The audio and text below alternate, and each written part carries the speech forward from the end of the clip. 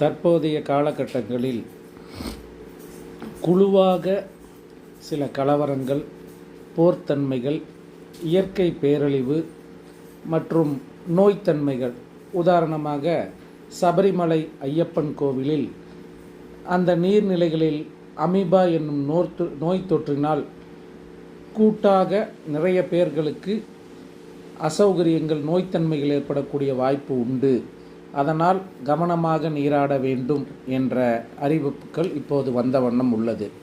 இதுபோன்ற கூட்டு தோஷங்கள், குழு கர்ம தோஷம் குறைய, கூட்டாக பாதிக்கப்படுதல் குறைய நாமக்கல் ஆஞ்சநேயர் வழிபாடு என்பதும், உப்பூர் விநாயகர் வழிபாடு என்பதும், திருமாலூர் பெருமாள் வழிபாடு என்பதும் உங்களுக்கு மிகச்சிறப்பான இந்த தோஷங்களை நீக்கித்தரும். உலகத்திலும் இது போன்ற பேரழிவுகள் குறையும் வழிபாடு